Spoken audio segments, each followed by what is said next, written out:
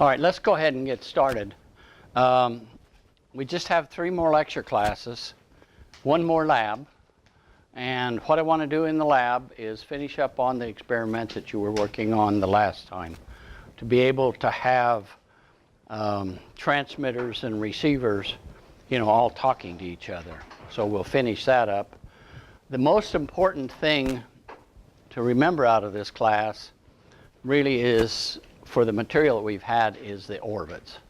If you don't understand orbits, then there's a lot of things that go on that you'll miss out on. We know that the orbits have a significant effect on the generation of power. We know that the orbit has an effect on the thermal condition of the satellite because of the amount of sun amount it's in the sun and amount it's in the eclipse. We know that the height of the orbit makes a difference on how long you see it when the passes come over. And I think it's fairly significant on that. Will, do you see a difference in times that you're seeing the Kentucky Sat-2 and the Eagle 1? Who has the longest passes? I think we have the longest passes on Eagle 1, don't we? Right, yeah. We have fewer of them. We only have 1 or 2 of them. Right, yeah, okay. So what I wanted to do is, these are the satellites that are up there that we're really associated with. We kind of want to look at the orbits on those. And let's start out here and let's say, what's the altitude on these satellites? What's the altitude of Eagle 1? Okay, so it's 700 kilometers. How about Unisat 5? So they're all together, right? And this guy over here. How about Kentucky Sat-2?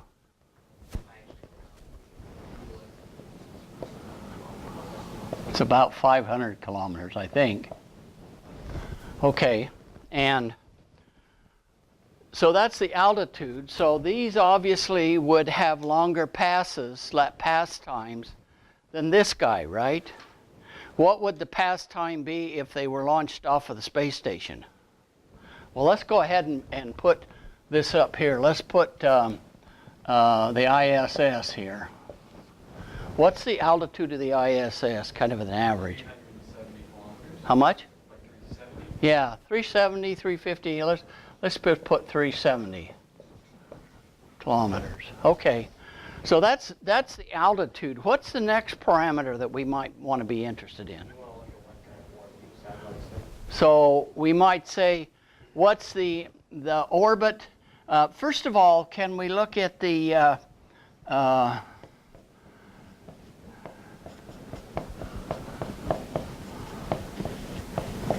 eccentricity? What's the eccentricity?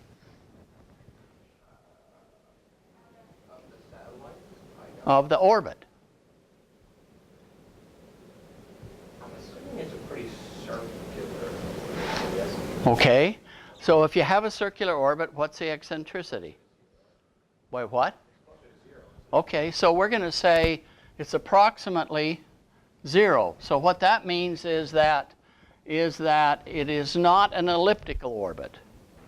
So it could be a highly elliptical orbit, and that would be a different number. So all of these, I'm just going to say, are approximately 0.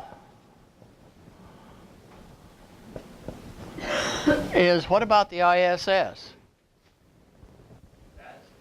also. It's got to be approximately 0. Okay. How about the inclination?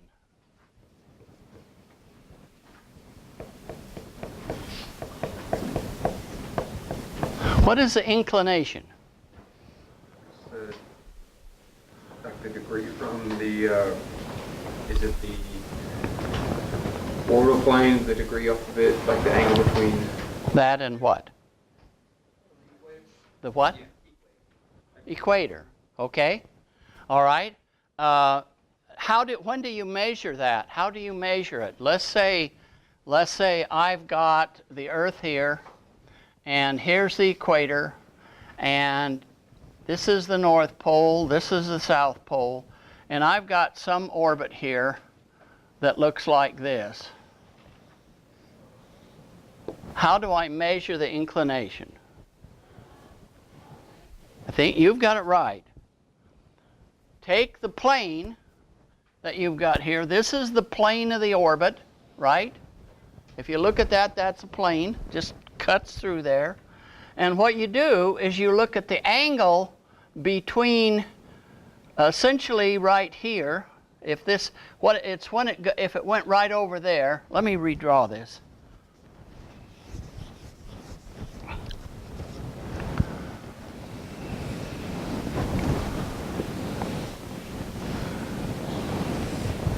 If I have some orbit that goes like this, it has to go, if I'm looking right straight on, it has to go over the center of the Earth, right? Why? It has to go over the center of gravity. Right. Okay. So what I'm looking at here is I'm looking at this angle in here, let's just call it theta, as this is the inclination, right? Does everybody agree with that? But there's one other tricky thing here. The satellite has to be in the ascending node. What does ascending mean? It has to be going north. So you want to look at it. It could be on the other side, right? Or what if this thing was going like that? Would the angle be, the inclination be the same? No. No. So this is the thing that we always want to make sure is that it's an ascending node. Okay, so the inclination, so what's the inclination on Eagle 1? It's a sun-synchronous orbit. So. Right, sun-sync. So we're just going to say for inclination, I'm just going to put sun-sync. Okay, so since these are all, Oh, it says, is the inclination around 90 degrees? we'll look it up. Okay, we'll find out. This sheet right here has some really dandy tables in it, and we'll look it up on that. So this is sun-sync. Sun-sync. Okay, what about the ISS? What's its inclination? Okay, it's 51.6. Okay, what is Kentucky Sat 2? Isn't it just in the normal orbit?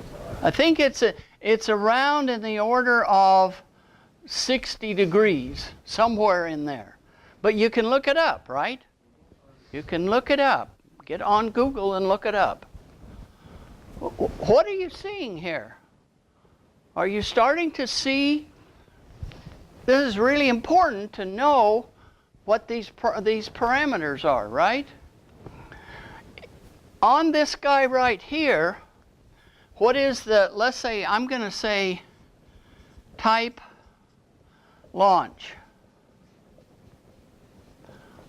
From our standpoint, what is the type of launch here? And just roughly, we have two of them. We have a noon midnight, right? And we have a dusk dawn, right? Dusk dawn. When does this come over here? About noon, right? Yeah, so if it were launched from the U.S., it would be a noon midnight orbit, right? Okay, so let's say noon midnight. And of course, Unisat 5, I'm just going to say this.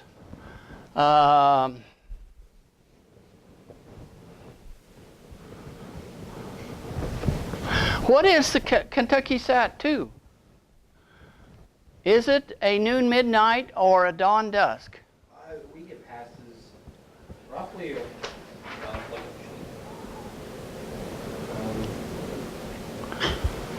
It's neither.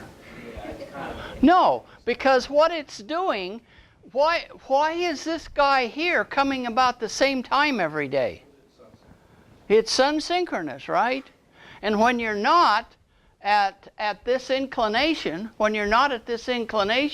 these other inclinations, the rotation of the plane of the orbit passes at different times. Yet, see what I'm saying? Please think about this. This is really important. Think about this, okay? So the type of launch here was just, I'm just going to put X because it really doesn't make any difference as far as the consistency of the orbit.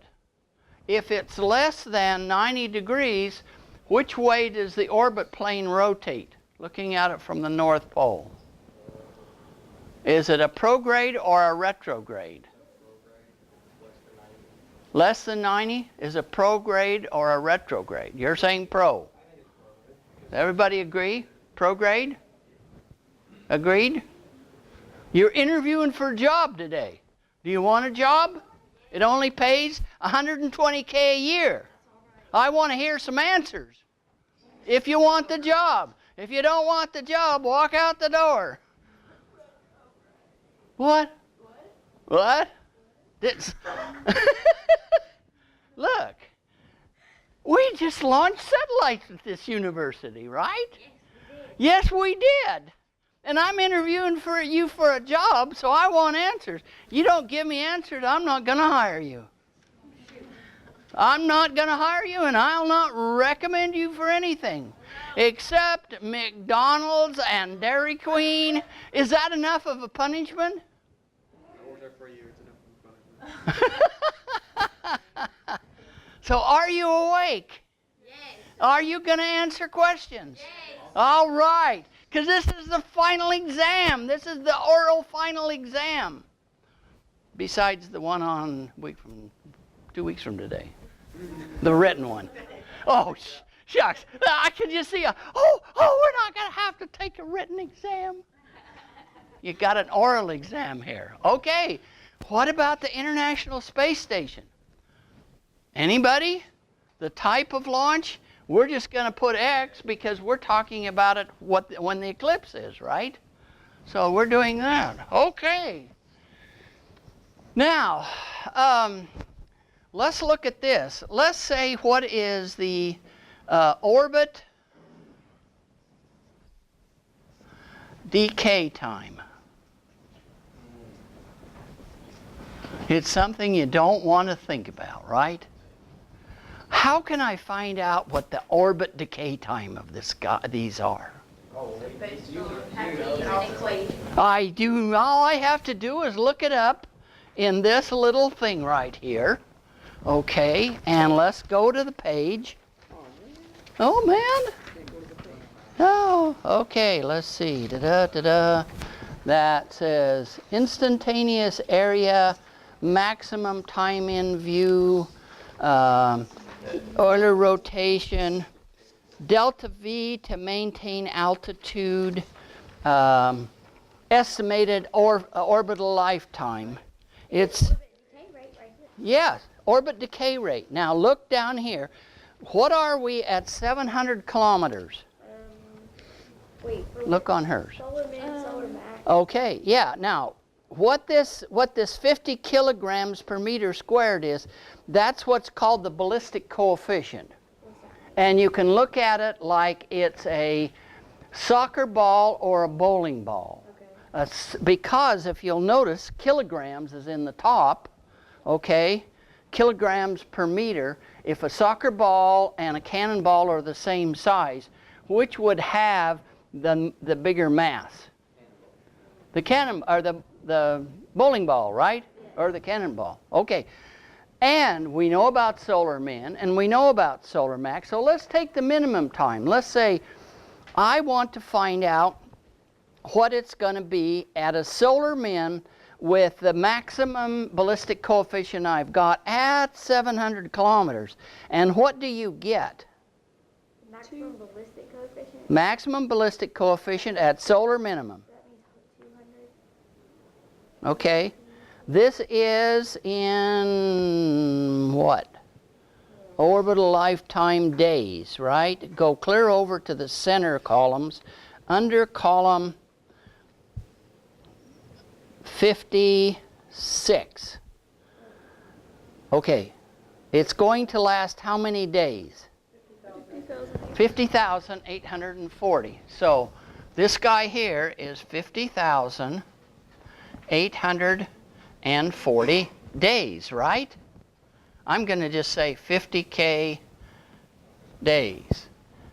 50K days. What's the solar minimum? Pardon? What's the solar minimum solar max again? I forget. Okay, when you have high solar activity, you have lots of flares from the sun. It comes down, it heats up the atmosphere. And what it'll do is cause more drag at a given altitude. So if you'll notice, the lifetime is shorter on this thing. Let's see, 56. It's shorter at solar max, right? Or it's on this one, it's about the same. Okay, let's go down to 350, for example. Okay.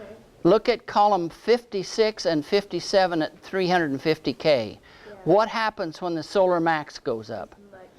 It comes down quicker, right? Because of what? More Drag. activity. The drag due to what? Solar flares. Solar flares heat up the atmosphere. Yes. Increases the atmospheric density, okay? Okay.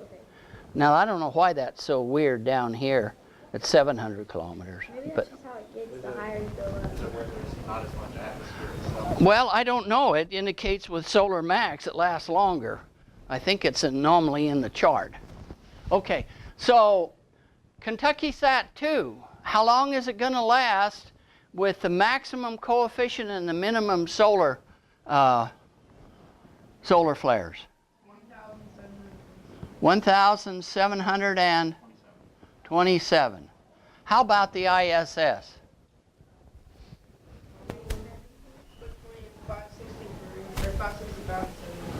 550 days? 500 and... I would say the 703 is pretty 703. Yeah. because that's at 70. 375. I know, but I just said, well, did we put 375? Okay, well, let me put 375. Okay, and what is it for 375? 703 days. Why isn't it coming down? Keep moving it. They keep moving it up, right? Cool. Well, all right. Did they know what they knew about orbits or when they moved the space station up? Oh yeah, you know, they've been able to calculate stuff since the first satellites and understand better. I mean, did they not care if they had to keep blasting it back up? Well, the one thing of it is when you put it up, how high can the shuttle go? What built the space station? The shuttle took all the stuff up, right? Took all the stuff up, so it was dictated by how high the shuttle can go. Now, the shuttle could go higher than that, but what about the amount of weight that the shuttle could take compared to the altitude it went at? What if they said, well, we're going to put the station at 450 kilometers? They could have done that. But how about the amount of weight you could put in the shuttle and still get to 450 kilometers? Less or more than it is now? It would be less. So, more shuttle flights, right? Okay. So that's what they chose. Okay. So look at these guys. We're in trouble. What's the law? What did we tell them we were going to do? 23 years. Well, is it 23 years or 15 years? 25 years. 25 years. Okay. We got to come down in 25 years. So what did we do when we did the calculation? It was something like 31 days for old Mr.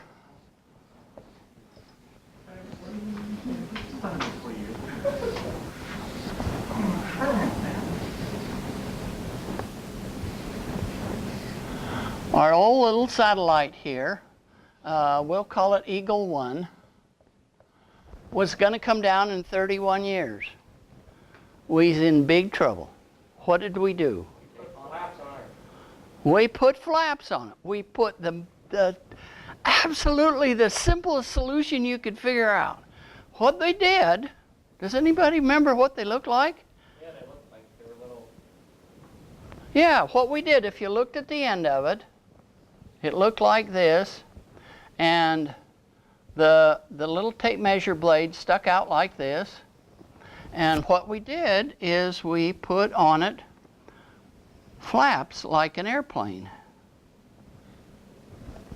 As far as I know, that's been the only satellite that's flown with capped on flaps on it. And I think that's cool.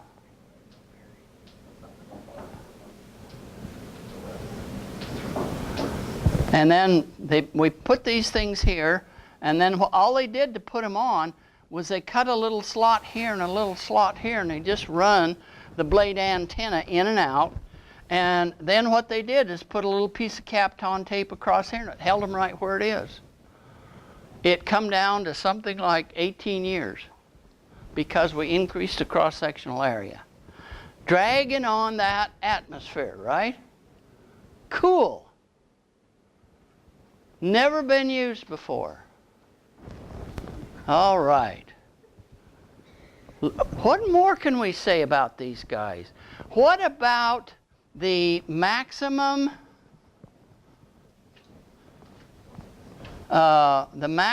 view time? And that's when this guy comes roaring over here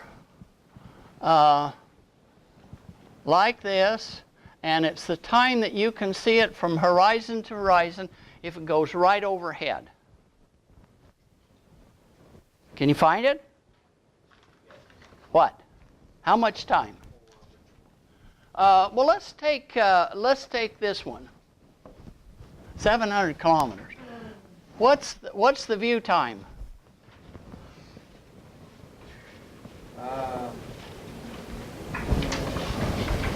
700 kilometers. 1 minute. Okay. 14.1 minutes. Okay.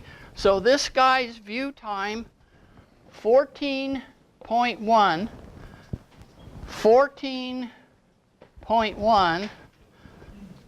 14.1. What is Kentucky Sat 2? Look up Kentucky Sat 2. Can you find it? Huh? 9.21. Okay. What's the station? What's the view time of this maximum view time of the station? 7.5. Okay. Why is it different? The altitude, right? Does it always come right over the top of you?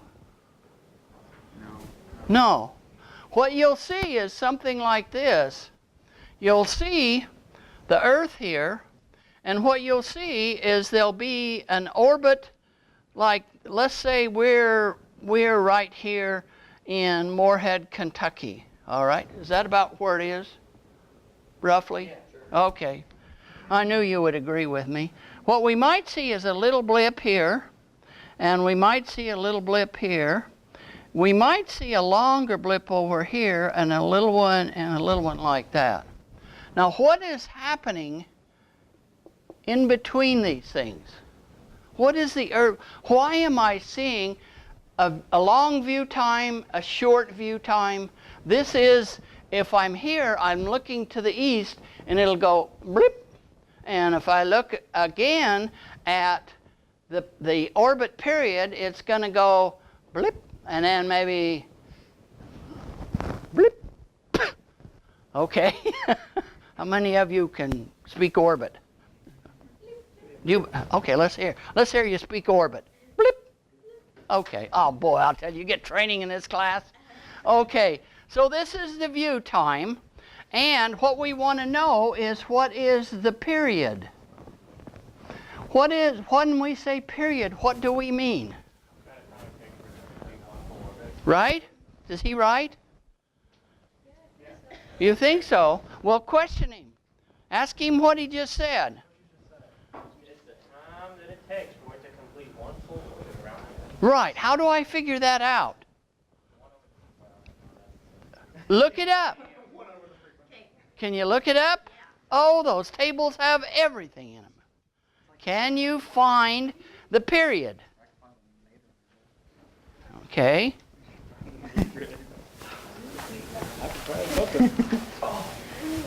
There's estimated lifetime. Okay. Look for view. Look for. Got to be there. Instantaneous access. Area access. Maximum. Oh, that's maximum time. Look for a period. Find what column? 70. Column 70. Oh, wait, 69, sorry. It's how many minutes? The 70 kilometers is 700 kilometers. 700, yeah, 700 kilometers is 98.77 minutes. Okay. 98.77 minutes. 98. 98. So what's Kentucky Sat 2? Okay. 94.6. The ISS.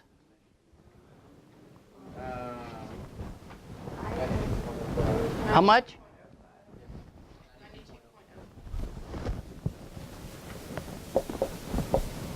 Okay.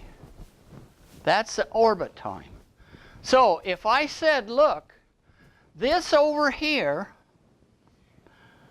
is this distance in here, how can I calculate that? Kennedy? Maybe I need to separate you two. She's distracting you? Oh, look at that. She's blaming you, right? Okay, I'll tell you what. I'm sorry to do this, but will you move over there? You move in between those two. And if you see them looking at each other, you just go like this. Whack them both. All right? Why am I being punished? Is that punishment? Okay, I'll tell you what. We won't punish you. We will take this chair out, and you move down, and you move down. Yeah, like you're taking a test. Okay. All right. There is everything in this table. Look up and find for me what the Sun-Synchronous angle is for a Sun-Synchronous satellite. What is the angle of inclination? Can you find that? Anybody find it? Holler out the column when you find it. You'll find one that says Sun-Synchronous. Sun-Synchronous. Well, it's chronic inflammation.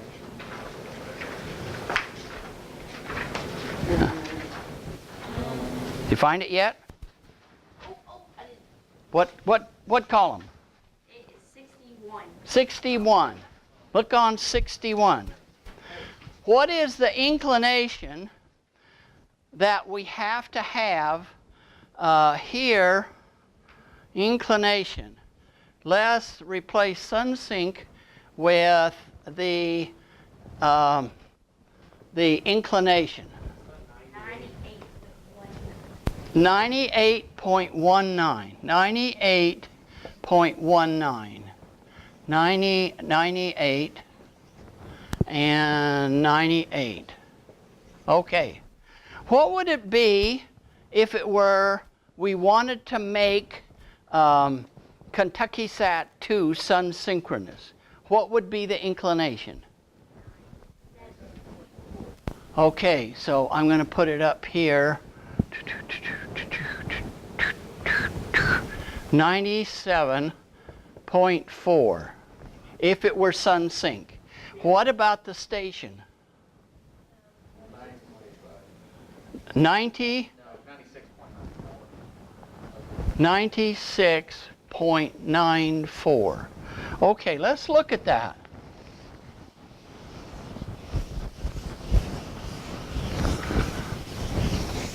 Okay, here we are. Here's the equator. Here's the axis. And what I have to do is take the inclination now. For Sun-Synchronous, I have to be over here someplace. That's going through the center. I'm sure you can see. Okay, so it has to go from here over to there, right? And then what kind of a orbit is it in? Retrograde or prograde? Retrograde, right? Okay, so when this guy's going around, what's making that plane spin? The Earth. The round Earth? What? Pear-shaped. You mean it looks like this? Maybe not that extreme. Oh, okay. All right. It bulges out like that, right? Exaggerated. So when this guy comes here, what happens is it gets a gravitational force from this bulge, because there's more gravitational field between here and there than if it were in here, not in the around the equator. And so that causes that retrograde orbit, right? That's what causes the retrograde orbit to spin around, right? Aren't we happy that it does? So happy. Oh yes. Okay. So let's see, what else can we find? So that is so if I took this thing at that altitude and I moved the plane of the orbit to that, it would be Sun-Synchronous. Does that mean it would always come over at noon and midnight? Can a noon midnight orbit be Sun-Synchronous for us? Can a terminator orbit be Sun-Synchronous for us? Can a in-between be Sun-Synchronous? Does Sun-Synchronous have anything to do with the eclipse? Absolutely nothing. It's that plane rotating, right? It could be on the terminator or it could be noon midnight. But it means that inclination has to be that. When it's less over in here, then we end up with this screwy thing of it not rotating around it right, and then, you know, you have to get up at all hours of the night and all hours of the day, and students don't like to do that. Okay, what else? Oh, well, look at this. I'm 98 here. I'm 97 here, and I'm 96 here. So what happens if I'm at a lower altitude? Say this is the station. This is Kentucky Sat 2. This is the ISS. And this is Eagle 1. Why is this angle different? It has to be farther over when the altitude is higher because the gravitational force is less, right? Does that make sense? Okay. All right. Boy, are we orbiting or are we orbiting? Let's see. What else? What else can we find out? What else is on here? Everything's on there. Old Mr. SMAD, you're familiar with satellite space mission design and analysis? You ever seen that? It's a big, thick red book about that big. That's what these tables come out of. So Mr. SMAD gives us all sorts of good stuff, don't they? Okay. Orbit decay rate. Oh, what about velocity? Is the velocity different here than it is here than it is here? Who has the highest velocity of those three different orbits? The ISS, right? You see that? Okay. It has the highest velocity because closer to the Earth, you get more gravitational force. So you have to be going faster to get the centripetal force to balance it, right? Okay. Let's see, what else do we know here? You know what? That Eagle 1 and that $50 SAD are so neat. Do you realize that thing puts out 100 milliwatts? It's 1/10 of a watt. And they can hear that little sucker clear out here on the horizon. When it comes around like this, they can hear it clear out there, standing outside with a little handheld antenna. They can hear that. That is so neat. No, I don't know if anybody else has proved that yet. So neat. Do you know how much wattage the light bulb is in your refrigerator? A lot. It's more than that. It's probably 5 watts. Yeah, you got a big bulb in your refrigerator. Okay. But, you know, a watt. You know, you guys play around with that in the lab, right? Is that cool? Or is that cool? How do they do that? They very clever. We're going to learn about antennas and how they work next semester. And when you get through with next semester, you be so smart that, you know, if I interview you for a job, you might get hired then. But I want all of you to go on interns for the summer. This summer, next summer. Would you like to do that? Yes. California's calling my name. Our name, California's call our name. I think we can do it. You've got the stuff in this class that you really need. I'm a little disappointed. Did you see that when Ben taught the class?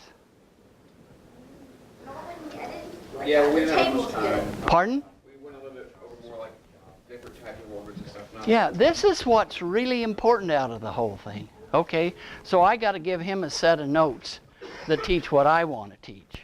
All right. Now, we don't have much time.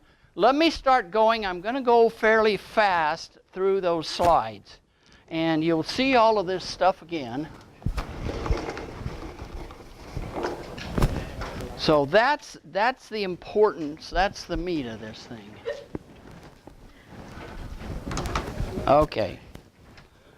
So,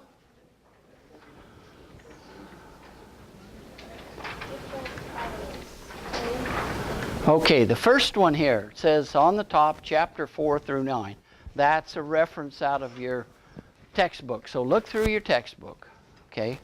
That's the one you want to look at. So I've copied a bunch of stuff out there. If it looks a little bit fuzzy, that's because my copying wasn't as good as it should be.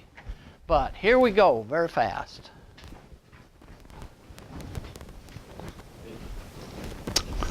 Okay. Understanding orbits. What are you going to learn? You're going to explain the basic concepts of orbital motion and how to analyze it.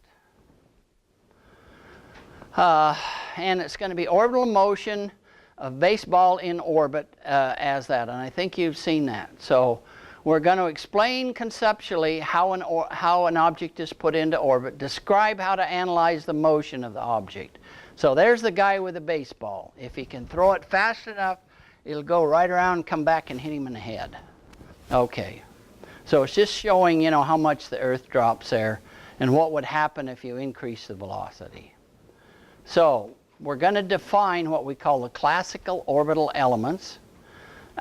Use them to describe the size, shape, and orientation of the orbit and the location of a spacecraft in this orbit. So if you're flying an airplane and the ground controller calls you on the radio and asks you where you are or where you're going, what do you got to tell him? You just got to call on the radio in your little airplane. And he says, what are you, or where are you? Where are you going? What information do you have to give him? Latitude, longitude, and altitude. And where are you going? Your direction, right? Yeah, your direction. Okay, so you need to give him that information. That is exactly the same with a spacecraft. So there's the airplane. Latitude, longitude, altitude, horizontal velocity, and your heading. Okay, and vertical velocity if you're going up or down. Okay, now we want to put something in orbit. So if I put it up to 375 kilometers, kick it out, it goes into orbit. Yes or no?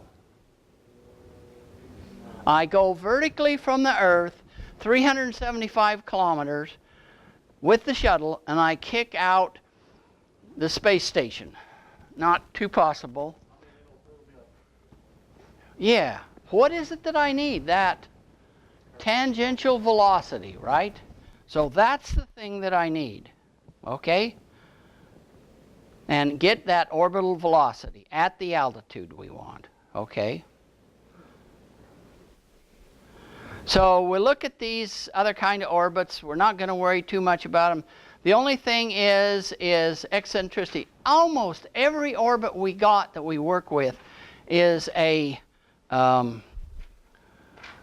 circular orbit.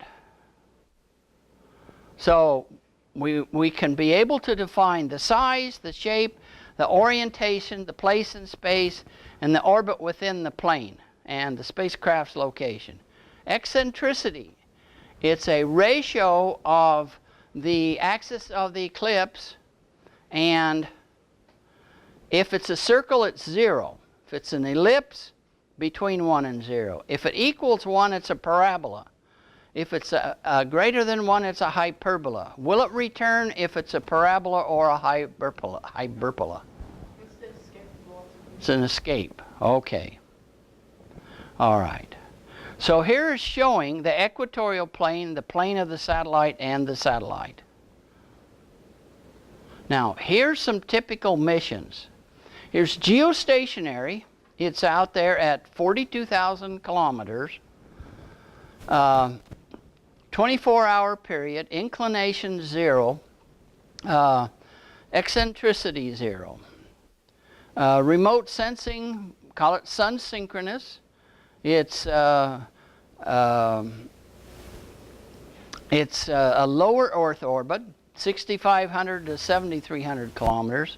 Periods about 90 minutes. Inclination about 95. Weather can be geostationary or it can be a low Earth orbit. And GPS navigation, notice that is about half the altitude of a geostationary. So you generally call it a half sync. And if you'll notice, the orbit period is 12 hours and inclination is 55 degrees. Okay, space shuttle. There it is. They're saying 300 kilometers inclination. This is the various orbits it will go into. A Molniya orbit, the ones the Russians use. This is a highly eccentric orbit. Okay. Atmospheric drag. If you have an orbit and you've got atmospheric drag at the down at the perigee, what does it do to the shape of the orbit? Does it tend to make it more elliptical or tend to make it more spherical or circular? Makes it more circular, right? Look, the perigee stays where it is, but the apogee comes down due to the atmospheric drag. The Earth's oblateness, okay, North Pole and the South Pole, their diameter is the difference by about approximately 12,000. That's not right. Shortest diameter is 12,714, and of course the larger one is more. Okay, there it is. There's the shortest one, there's the longest one. Okay, here's a really good picture of the types of orbits. You can see the LEO, it's over-exaggerated. Well, no, it's not. The LEO's in there. See the MEO, medium Earth orbit, HEO, highly elliptical, and the GEO there. The oblateness, spacecraft running around there. The gravitational pull causes the satellite plane to rotate.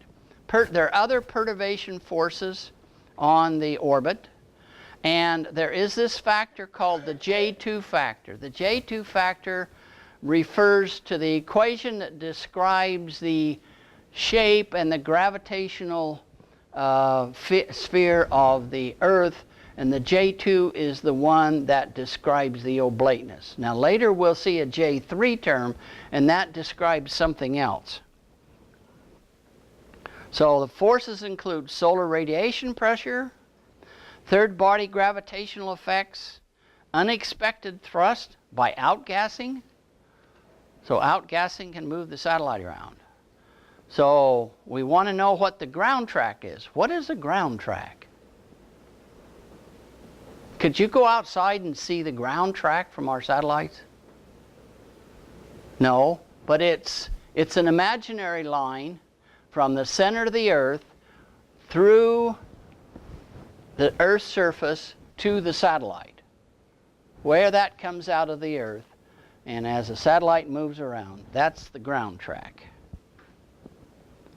Okay.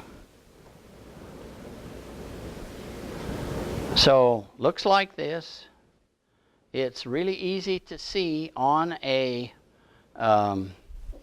circular one, but it looks really screwy on a flat map.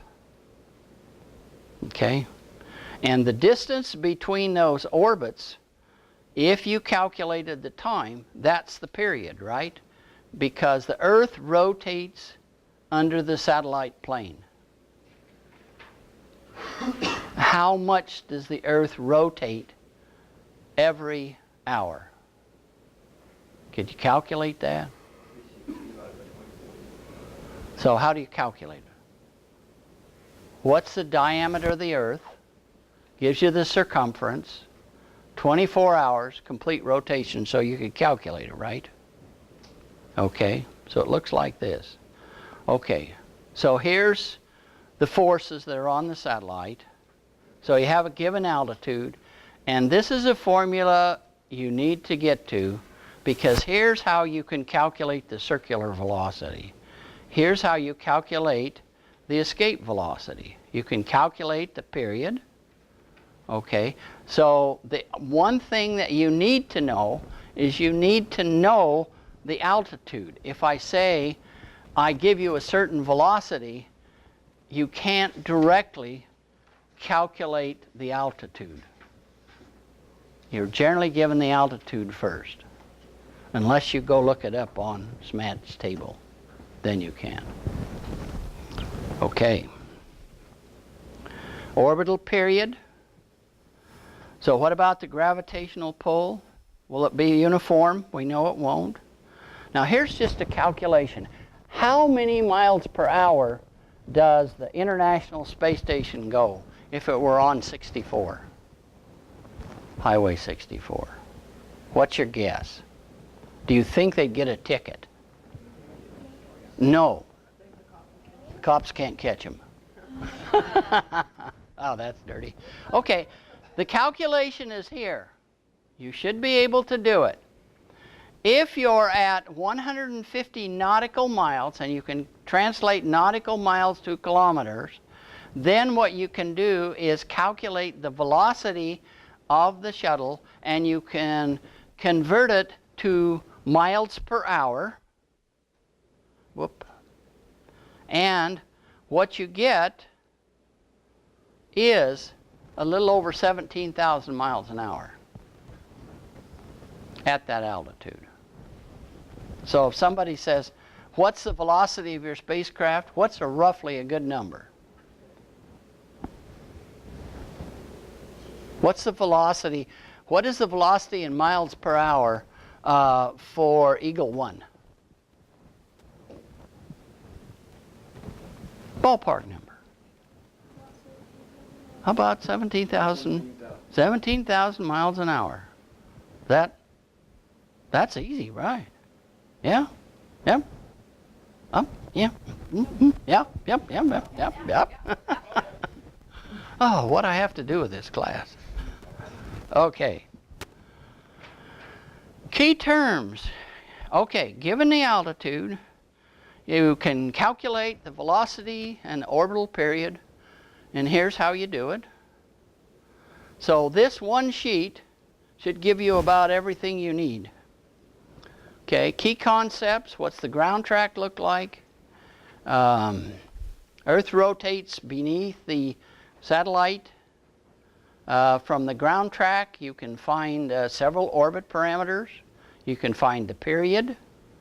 What is the period? How do you calculate the period? What is the inclination? What's the eccentricity? What's the location of the perigee? Change planes? How do you change planes? It's very, very expensive to change planes. The amount of energy that it needs to change altitude is very small compared to the energy it is to change planes. So you like to launch in the plane final plane you want to be in. Okay. What are the forces? There's the forces that you see there are gravity, drag, thrust, third body, and we talked about outgassing. Those are the forces that affect it. Sun-Synchronous, you can see it there. It's rotating about 1 degree per day. So the plane always has the same angle with respect to the sun. Let's see. J2, the ablateness effect, solar radiation pressure, and these others. Okay. Here is what the equator looks like. Now notice, it's a spherical Earth, and the perturbation on it is that J2 factor. All right. Now, due to the oblateness, now here's what the Earth looked like from the North Pole, exaggerated. There's your pear shape, right? What is the effect on that? What does that do? By the way, that's the J3 term. Looking at it from the North Pole, what does it do? Let's say I've got a geostationary satellite and it's orbiting around, and I got these points that stick out there. What about the gravitational forces on the geostationary satellite due to those perturbations sticking out there? What's that? Well, what's going to happen is the gravitational force is going to be more here than more there. When you get a satellite up in a geostationary orbit and its station-keeping fuel runs out, they drift. Okay? What they do is they drift around into what they call these gravity holes. It drifts around to here. Let's see, is that right? Is it there or is it there? It's probably there. They drift into these places around the geostationary plane. You'd like to get them out. What do you do to get a geostationary satellite out of the geostationary plane if it's end of life? What do? They kick it out farther, right? Okay.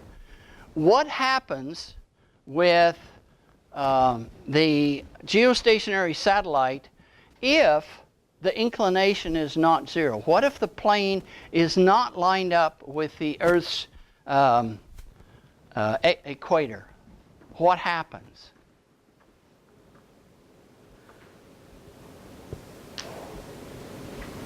Anybody? There are two kinds of geostationary satellites. Okay? One is called a geosynchronous. The other one is called a geostationary. The synchronous is zero inclination.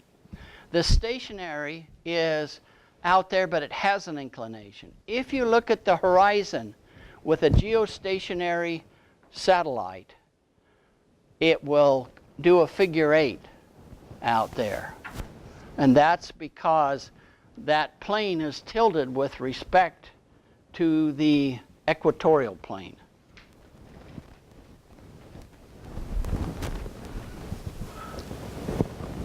Okay, so there's that J3 term. Okay. This is the chart showing for altitude the different pressures. So if you're down here at 500 kilometers, notice this is a acceleration, a log chart, so there is more drag for the higher that goes. The higher you go in altitude, the less the drag. So if you get up here to 1,500 kilometers, the atmospheric drag is significantly less than 500. The next thing that comes in is solar pressure.